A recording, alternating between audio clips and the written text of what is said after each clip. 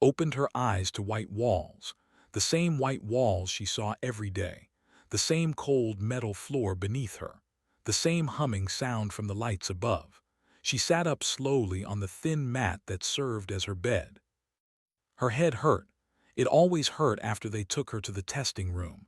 She touched her arm where they had put the needle yesterday, or was it 2 days ago? Time was hard to track in this place. There were no windows, no clocks, just the white walls and the voice from the speakers that told them when to wake, when to eat, when to sleep. Stood and walked to the clear barrier that separated her small cell from the hallway. She could see other cells across from hers. In one, she saw one, her younger brother. He sat against the wall, staring at nothing. His eyes looked empty like they always did now. She remembered when one used to smile, when he used to tell her stories their mother had told him, stories about a place called a world with real sun and open sky. But that was years ago. Now he barely spoke. The door to her cell opened with a hiss. A tall figure stood there. It was Min, one of the older prisoners. The guards let him move between cells sometimes. He brought food and water to those who were too weak to walk. "Eat this," Min said, handing her a gray block. It was supposed to be food, but it tasted like nothing. Took it anyway. She needed to stay strong. "How many today?" she asked quietly. Min's face grew dark. 4. They took 4 to the Red Wing. Felt her stomach tighten. The Red Wing was where they did the worst tests. Most people who went there did not come back, and those who did come back were never the same.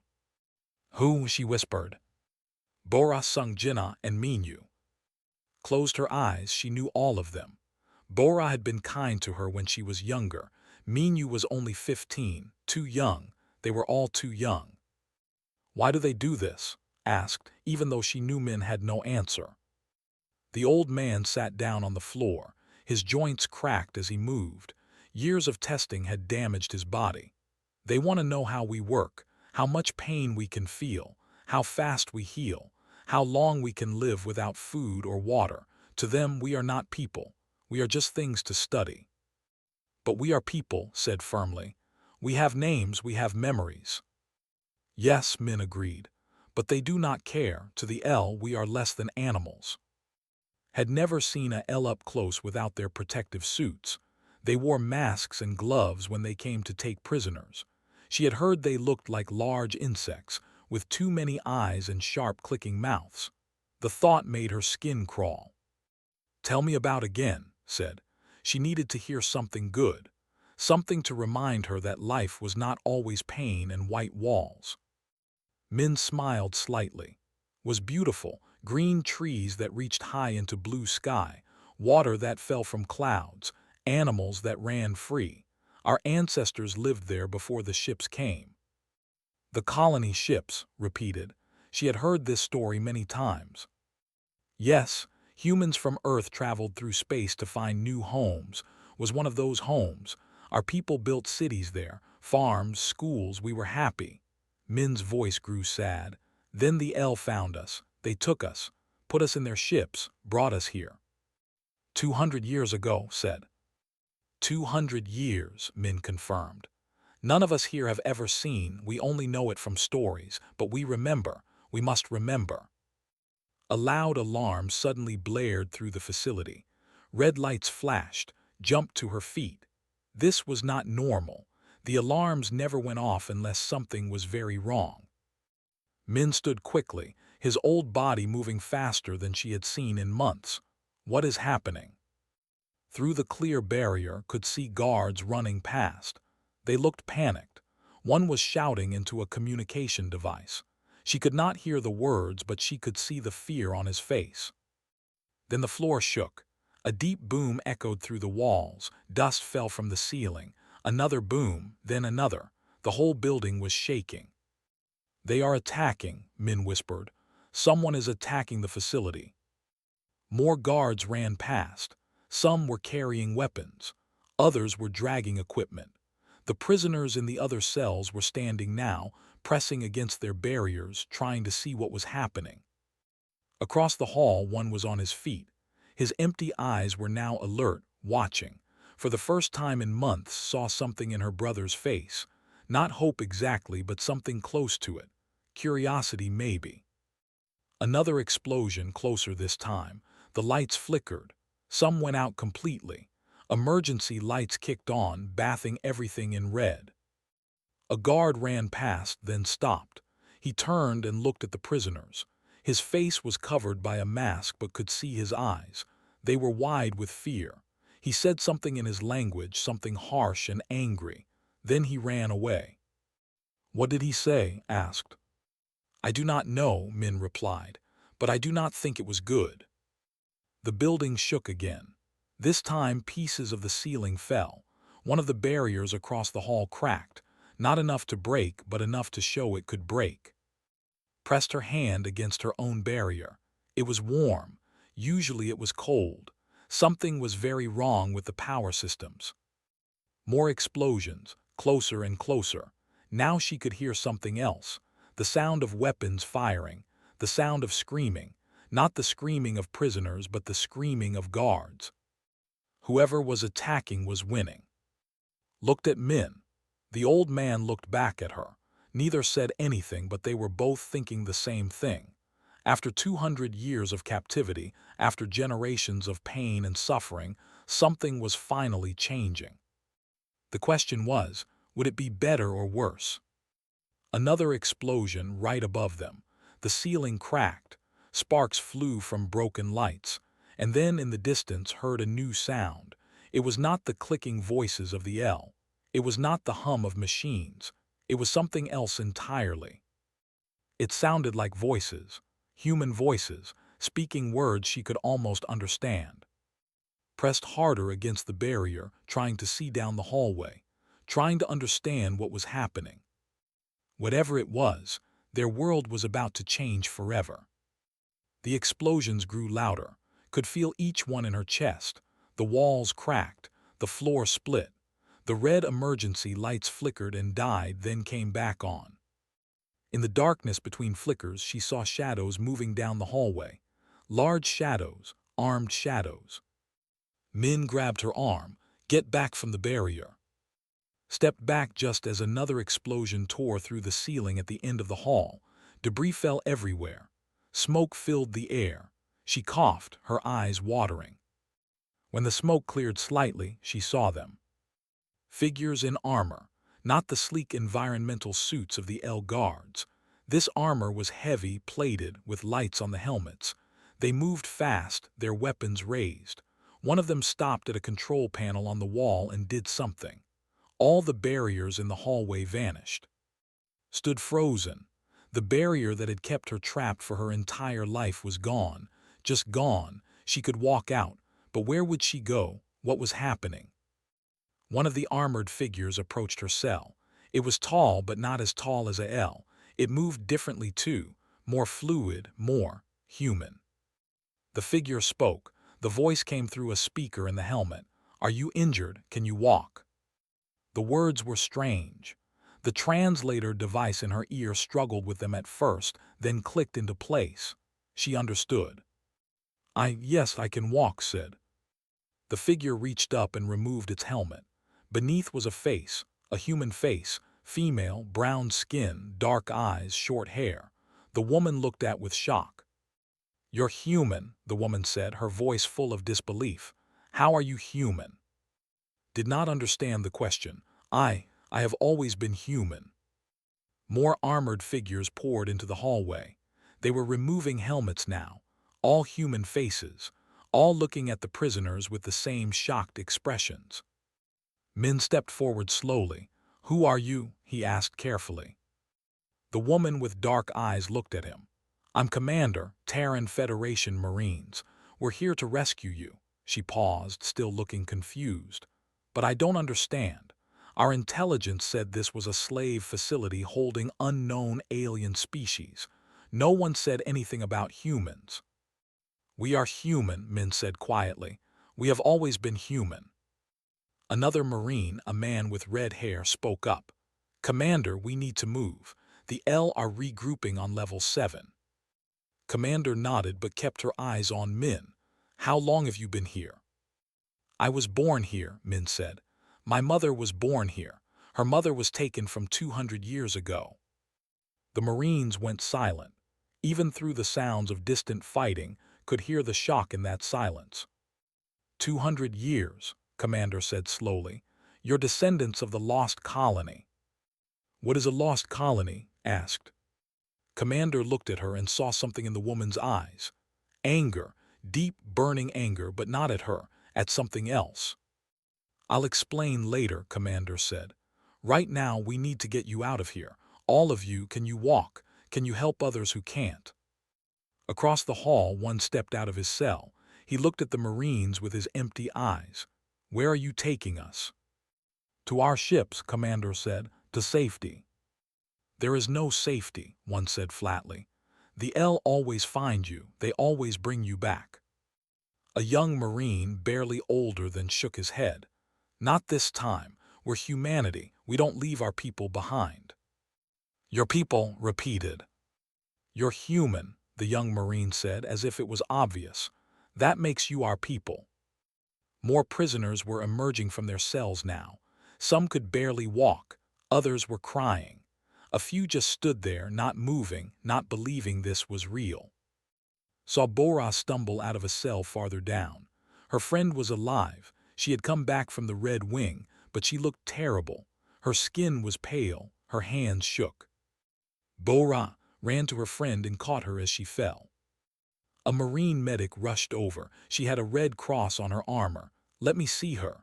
The medic scanned Bora with a device. She's in shock. Severe trauma. What did they do to her? Tests, said quietly. They always do tests in the Red Wing. The medic's face hardened. We're getting her out of here. We're getting all of you out. An explosion shook the building again. This one felt different, closer. Commander's helmet radio crackled. A voice spoke rapidly. The commander cursed. L reinforcements are pushing through Sector 3, she told her team. We need to move now. Anyone who can walk helps someone who can't. We're not leaving anyone behind. Min raised his voice. Everyone, listen. These people are here to help. We must go with them, help each other, move quickly. The prisoners responded to Min's voice. He was respected. He was trusted. They began to move, supporting each other. Helped Bora to her feet. One appeared next to her and took Bora's other arm. I have her, he said to, find the others. Nodded and ran down the hallway. She found in one of the cells a young girl no more than 12, was scared, shaking. Come with me, said gently. We are leaving. Leaving, whispered. Where? I do not know, but anywhere is better than here. The Marines led them through corridors had never seen. Every turn brought new sights. Storage rooms, equipment bays, guard stations now empty, bodies of L guards on the floor. One of the L bodies moved. It raised a weapon. Before could scream, one moved. He dropped Bora's arm, grabbed a piece of metal pipe from the debris and swung it hard. The L guard's weapon clattered away. A Marine finished the job with a precise shot. He looked at one with respect. Good instincts. One said nothing. He just picked up Bora's arm again and kept walking. They reached a large bay door. The Marines had already forced it open. Beyond was something had never seen before. A hangar, ships, real ships. But more importantly, beyond the hangar opening was space. Real space. Stars. Countless stars scattered across darkness like diamonds on black cloth. Stopped walking. She just stared. She had seen pictures of stars in the old data files Min had shared, but pictures were nothing compared to this. Beautiful, isn't it? Commander said beside her.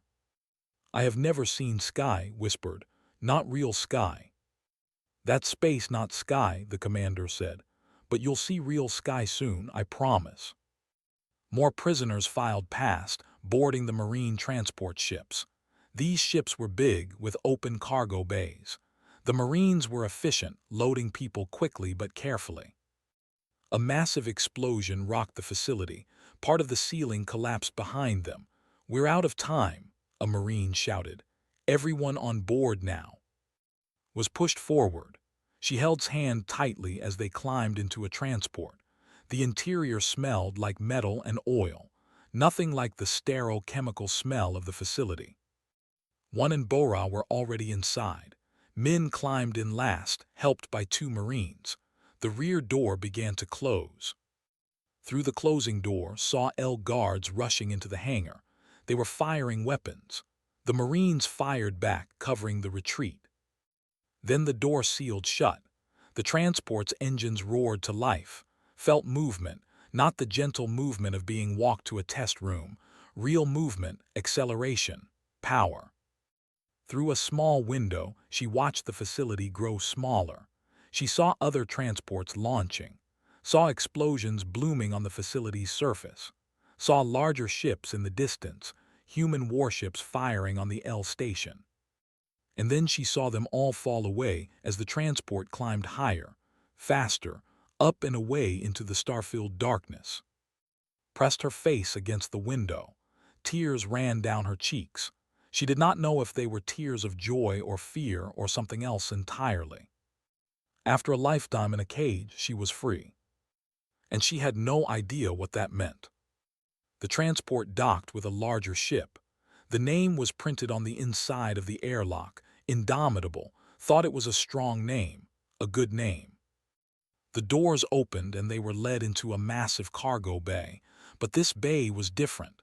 It had been converted into a medical area, beds everywhere, medical equipment, people in white coats rushing around.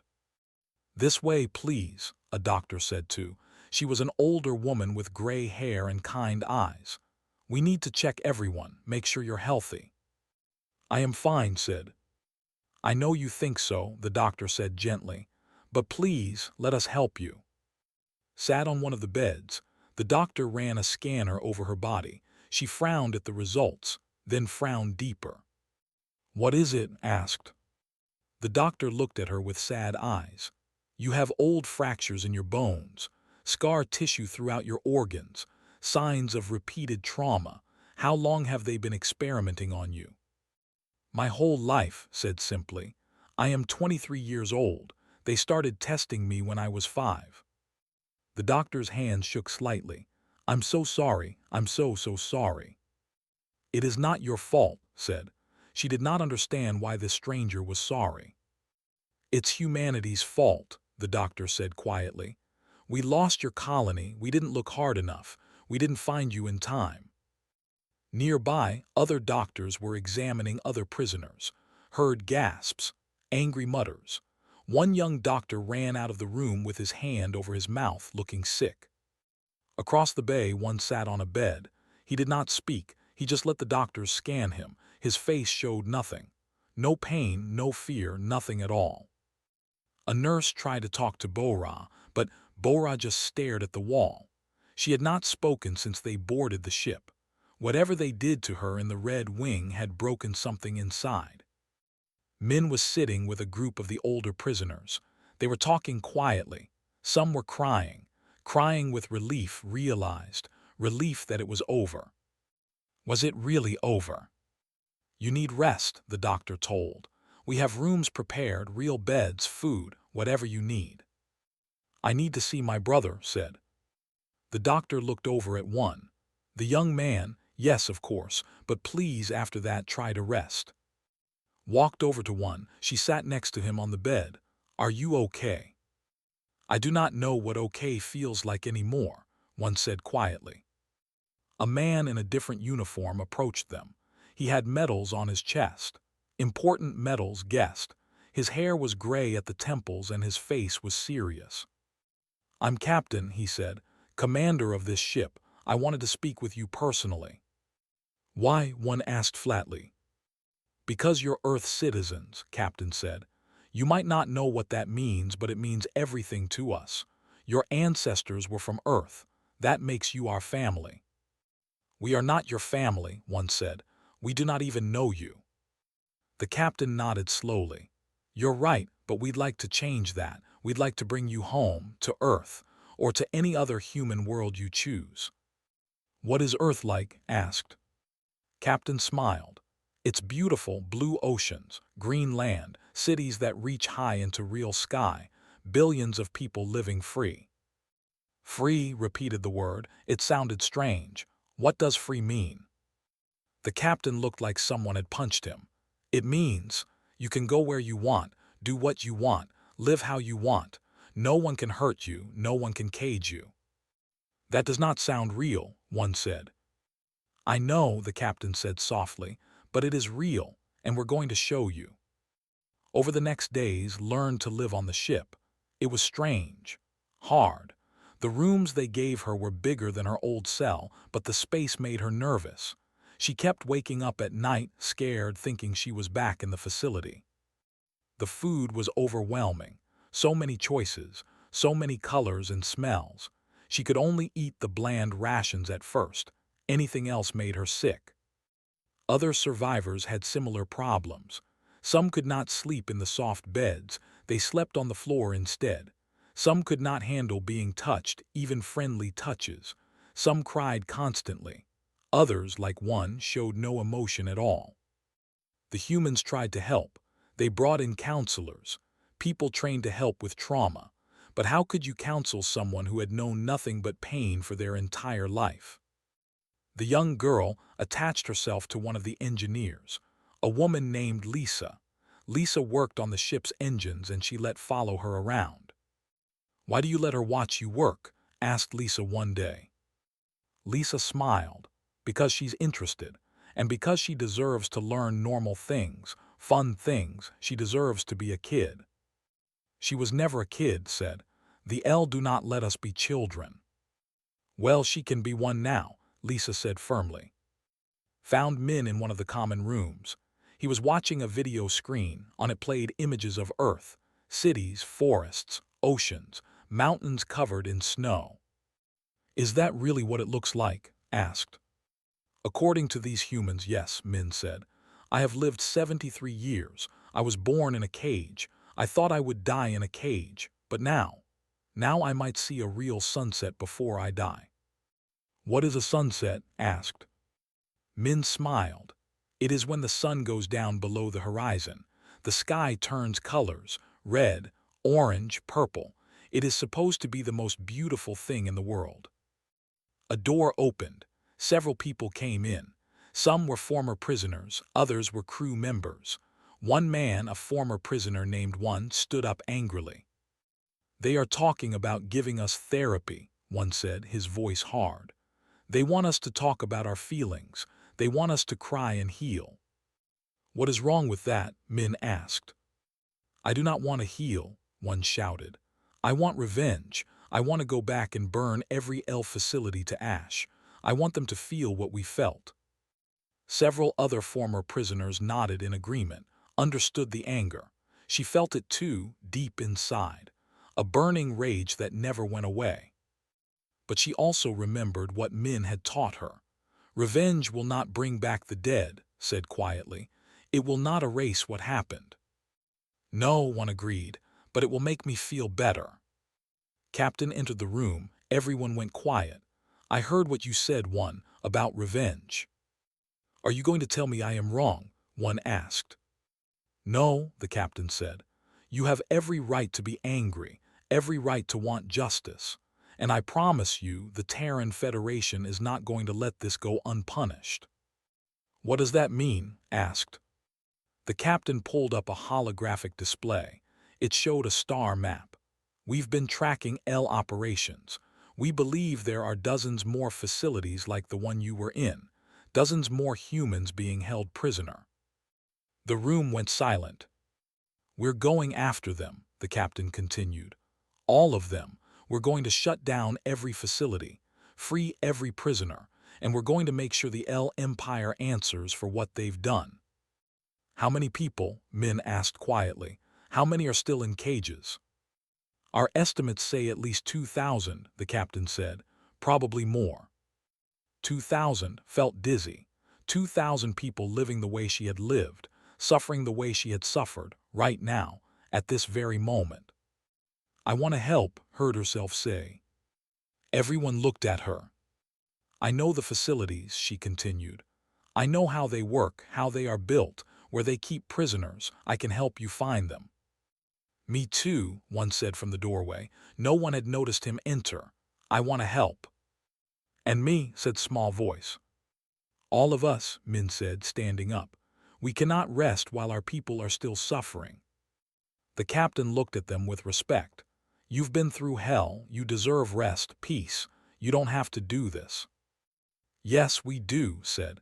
"Because we know what it is like, we know how to survive, and we know what hope feels like now. We need to give that hope to others." One stepped forward. "Teach us to fight, teach us to use your weapons, turn us into soldiers." "Are you sure?" the captain asked. "Fighting is hard, it will bring back memories, it might make things worse." "Things cannot get worse than they already are," one said. "We are already broken, but we are not defeated. Teach us to be weapons, then point us at our enemies." The captain was quiet for a long moment. Then he nodded. "All right, I'll make the arrangements.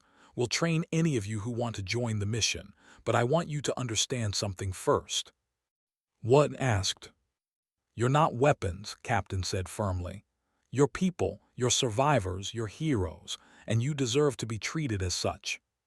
Heroes had never heard that word used to describe her before. She did not feel like a hero. She felt scared and damaged and lost. But maybe that was okay. Maybe you did not have to feel like a hero to be one. Maybe you just had to keep going, even when everything inside you wanted to give up. "When do we start?" asked. The captain smiled.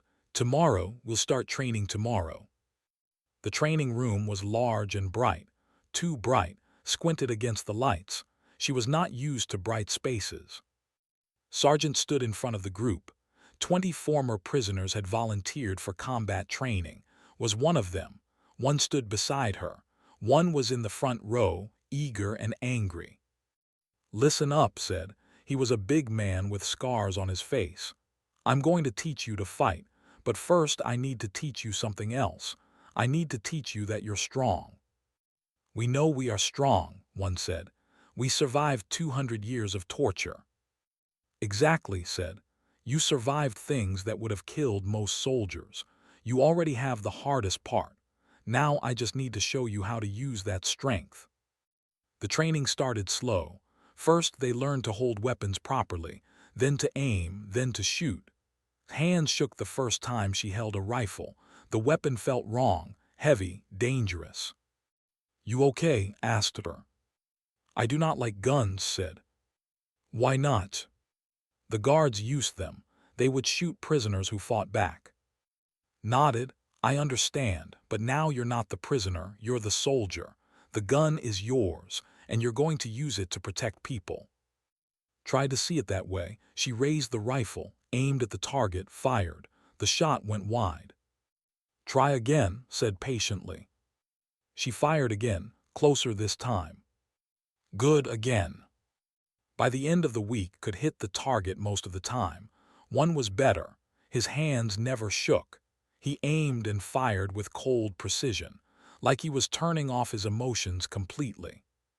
One was the best. He took to weapons like he was born for them. Every shot hit center mass. Pulled him aside after training one day. "You have real talent," said.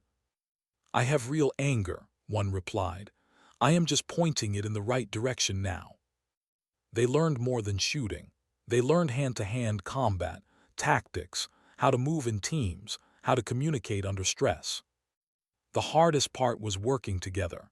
The former prisoners were not used to trusting anyone. They had learned young that trust got you hurt, but was patient. "In combat, your team is your family," he told them. "You watch their back, they watch yours. Trust means survival."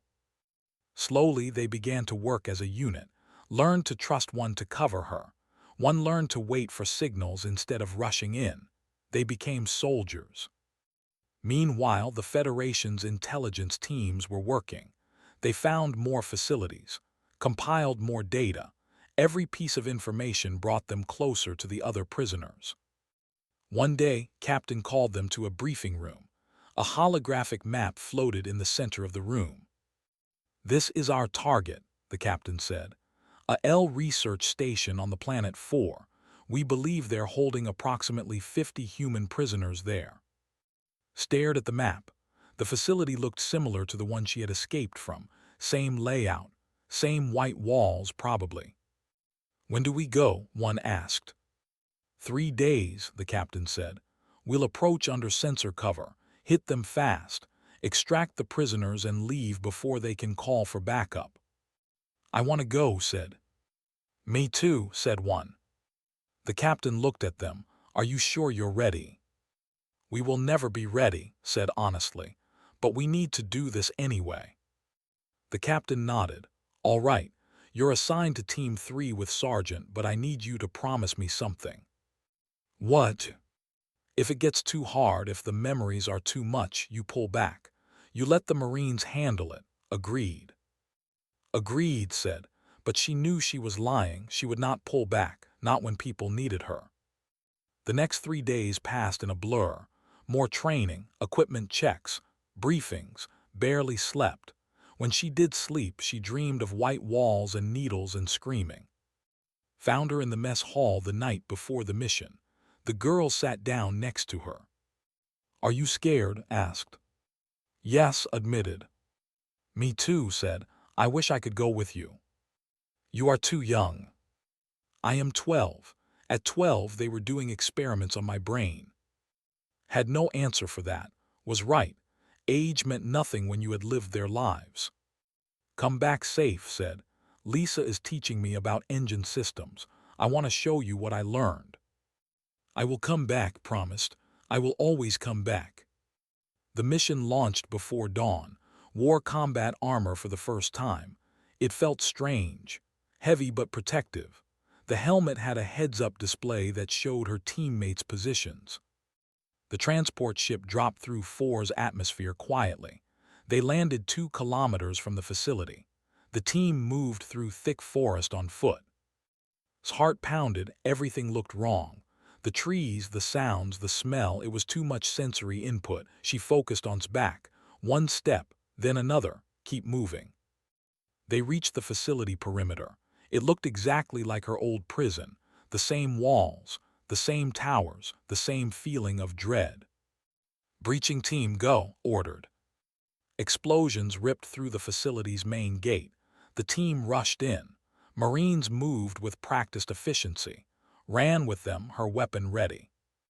They hit the first guard station. 2 L guards raised their weapons. Marines fired first. The guards went down. Stared at the dead guards. She had wanted to see them hurt. But now that she did, she felt nothing, just emptiness. Focus, shouted. She snapped back. They were moving to the detention wing. This was the important part. This was why she was here. The cells were just like she remembered, clear barriers, white walls, prisoners staring out with hollow eyes. Worked the control panel. The barriers dropped. The prisoners did not move. It's okay, said, stepping forward. We are here to help. We are human. We are like you.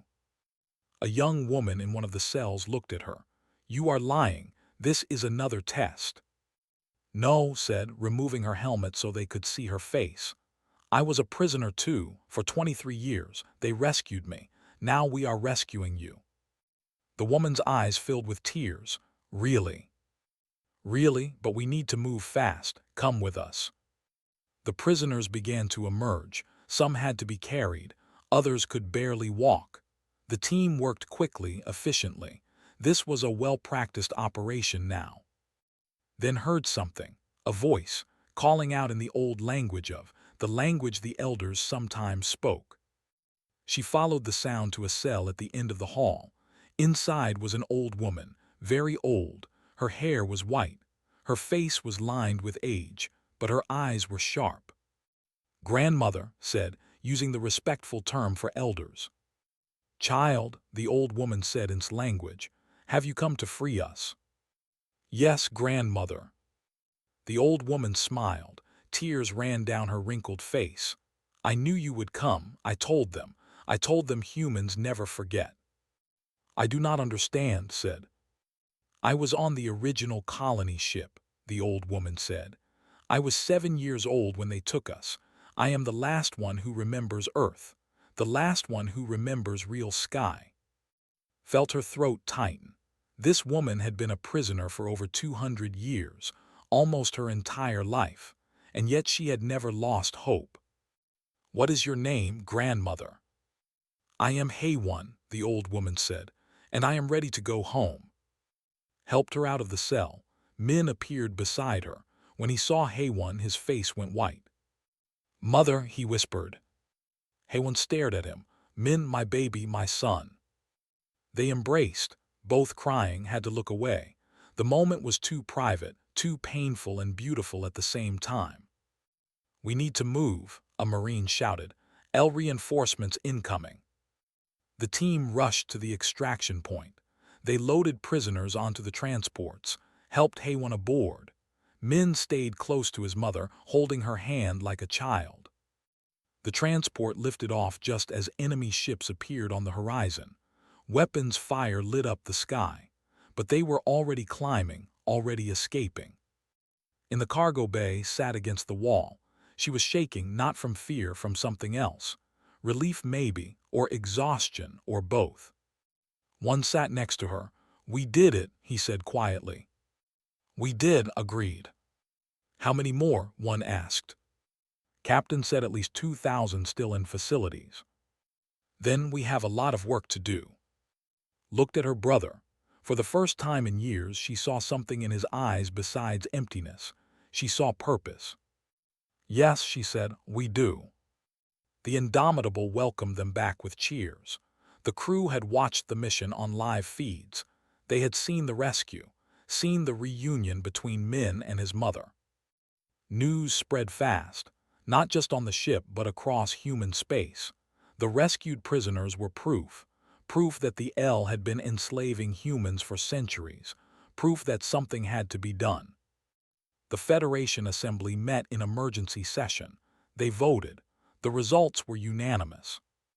Captain gathered everyone in the main briefing room, former prisoners and crew together. "I have news," he said. "The Federation has issued a formal declaration. All L facilities holding human prisoners are now priority targets. We're assembling a fleet, the largest rescue operation in human history." Cheers erupted. Felt grab her hand. "And there's more," the captain continued. "The declaration includes a message to anyone who has harmed humanity. It says, 'They are our people. We will bring them all home, and those who hurt them will answer for their crimes.'" One stood up. "When do we leave?"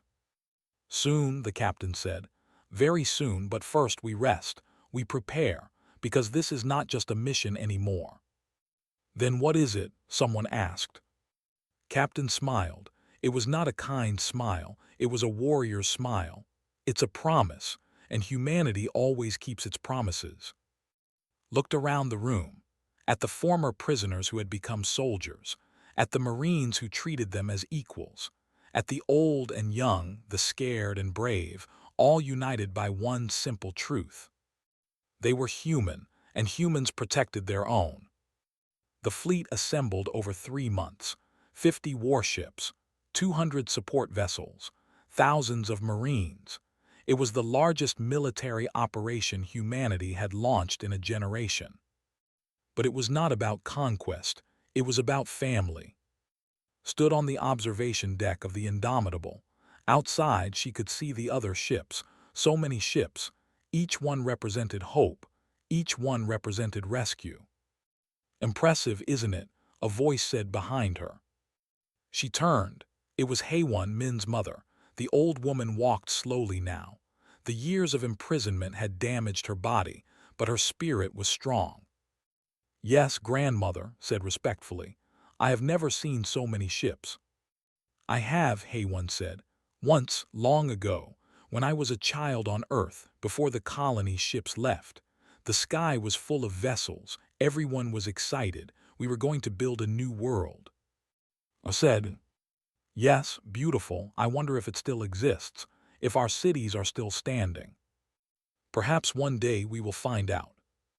Hayone smiled. Perhaps, but first we finish this, we free the others. Federation intelligence had located the main facility, the place where the L experiments began 200 years ago. It was deep in L space, heavily defended. It would be the hardest target yet. The briefing room was packed, and the other former prisoners sat in the front. They had become the core of the rescue teams. They knew the facilities better than anyone.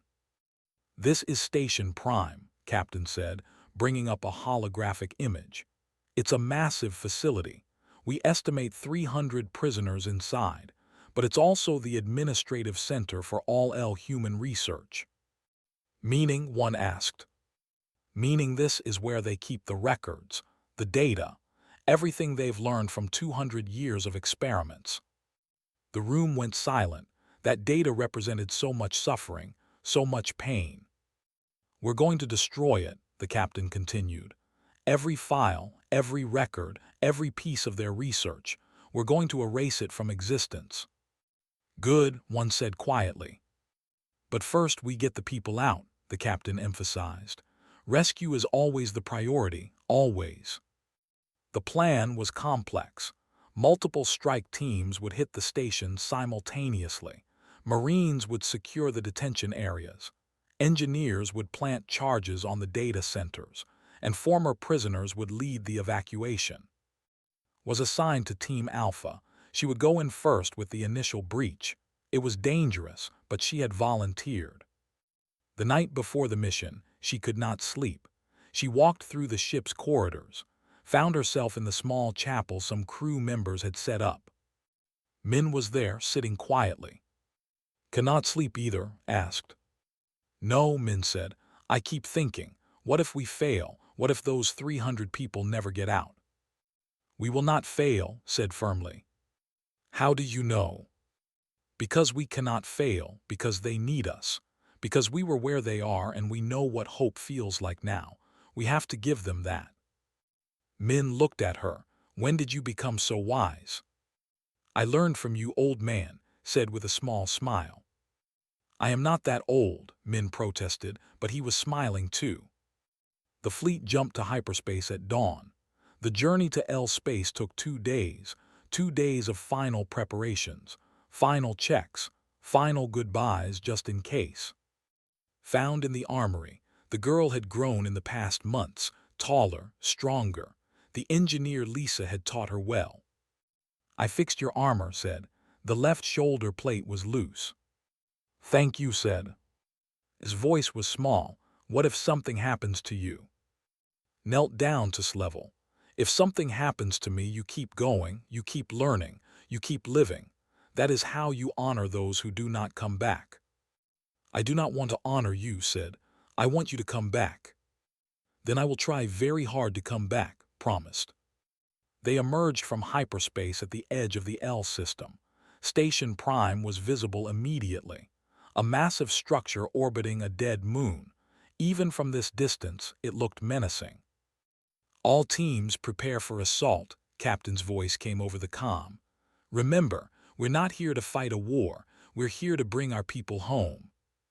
The fleet moved forward. L defense ships tried to intercept. The human warships dealt with them efficiently. This was not a time for mercy, not after 200 years.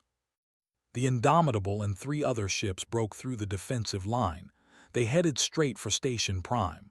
Weapons fire lit up space. Shields flared, but they kept going. "Breach teams go," the order came. Was in the first drop pod. It launched from the Indomitable like a missile, headed straight for Station Prime's hull. She gripped her weapon tight, her heart raced, but her hands did not shake, not anymore. The pod hit the station with tremendous force. Breaching charges blew a hole in the hull. The pod's front opened, was first out. She was inside Station Prime, the place where it all began, the place where the first humans had been brought 200 years ago. The walls were white. Of course they were white. The L had no imagination. Her team spread out. Marines moved with her. They knew the layout from descriptions. All the facilities were similar. They hit the first detention block. worked the controls. The barriers dropped. Prisoners stared out at them. "We are human," said, removing her helmet. "We are here to free you. Come with us, now." This time the prisoners believed immediately. They had heard the rumors, heard that rescues were happening. They moved quickly, helping each other. The team pushed deeper into the station. More cells, more prisoners. She saw children, actual children, younger than had been. The sight filled her with rage. "Keep moving," urged. "We're on schedule." They reached the central detention area. This was different. The cells here were larger, more advanced. This was where they kept the long-term subjects, the ones they had been experimenting on for decades. Found him in the last cell, an old man. His hair was white, his body was covered in scars, but his eyes were bright, alert. "Who are you?" the old man asked in the language. I was a prisoner, now I am free, and I am here to free you." The old man stood slowly. "I am Sang-Ho. I have been here for 62 years. They told us no one was coming, that humanity had forgotten us." "Humanity never forgets its own," said. "That is what I learned." She helped Sang-Ho out of the cell. Other prisoners were emerging, some crying, some laughing, some just standing there in shock. An explosion rocked the station. The demolition teams were starting their work. They needed to move faster. "All teams to the extraction points." Captain's voice crackled over the comm. "Station is set to blow in 10 minutes." 10 minutes? They had 300 prisoners spread across 5 extraction points. It would be close. This group ran through the corridors. She carried a child who could not walk, helped Sang-Ho. They burst into the hangar bay where their transport waited. Other teams were arriving, prisoners flooding in. The Marines counted heads, checked lists, made sure everyone was accounted for. "We're missing Team Delta," someone shouted. "Where are they?" demanded. "Pinned down in Section 7. L guards have them trapped." "I'll go," one said, already moving. "No time," the pilot shouted. "We need to leave now." "Then leave," one said. "I am not leaving them behind." One stepped forward. "I will go with him." "Me too," said. "Cursed, fine, 3 minutes. That is all you get, 3 minutes." They ran back into the station. Its armor display showed the countdown. 8 minutes until detonation. They found Team Delta pinned behind debris, 4 Marines, 6 prisoners, a squad of L guards blocking their escape. One did not hesitate. He raised his weapon and fired with precision. 1 guard down, 2, 3. The others returned fire, and one flanked them, caught them in crossfire. The guards fell. The way was clear. "Move, move," one shouted. They ran, all of them, Marines carrying wounded prisoners, everyone helping everyone else. The station shook, explosions getting closer, louder. 5 minutes. They burst into the hangar. The transport's engines were already hot. They jumped aboard. The door started closing before they were fully inside. The transport lifted off. Through the window, saw other transports leaving. Saw the station starting to break apart. Saw L ships trying to stop them. But the human warships were there, protecting the transports, buying them time to escape. 2 minutes. They cleared the station's defensive perimeter. The transport accelerated, hard. 1 minute. Station Prime exploded. A beautiful, terrible fireball that lit up space. 200 years of torture and experimentation gone in an instant. The prisoners in the transport cheered. Some cried. Some just watched silently. Watched it burn. She felt no joy, no satisfaction, just emptiness. It was done. It was finally done. The fleet regrouped, counting ships, counting people. The numbers came in. 312 prisoners rescued, not one left behind, not one. 0 casualties on the rescue teams. A miracle, a genuine miracle. The celebration lasted for hours, but found herself alone on the observation deck again. She was not sure how to feel. Relief, joy, grief for all the years lost. Captain found her there. You did good work today." "We did what needed to be done," said. "The Federation Council wants to talk to you, all of you, the former prisoners. They want to know what you want, where you want to go, what you want to do with your lives." "I do not know," admitted. "I have never had choices before." "Well, you have them now," the captain said. "Think about it, talk to the others, there's no rush." Over the next weeks the decisions were made. Some former prisoners chose to go to Earth, to see the of humanity. Others chose new colony worlds, fresh starts. The Federation offered them a world, a whole world. They called it New, a planet with green forests and blue oceans, a place to build their own society. Most chose New. It felt right, to return to the name their ancestors had given their first home. Stood on the surface of New for the first time, real ground beneath her feet, real sky above her head, real sun warming her face. Min stood next to her. His mother Haewon was with them. The old woman looked up at the sky and cried. "It is just like I remembered," she whispered, "just like Earth." "This is home now," Min said, "for all of us."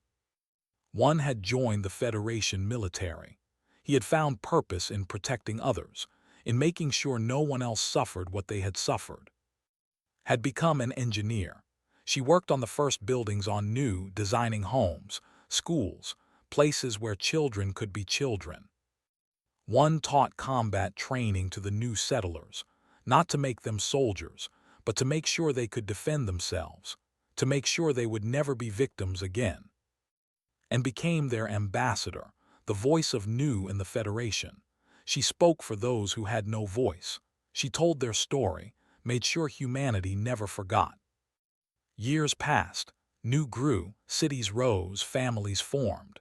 Children were born who would never know cages, who would grow up free. On the 10th anniversary of the rescue, they built a memorial, a wall with names.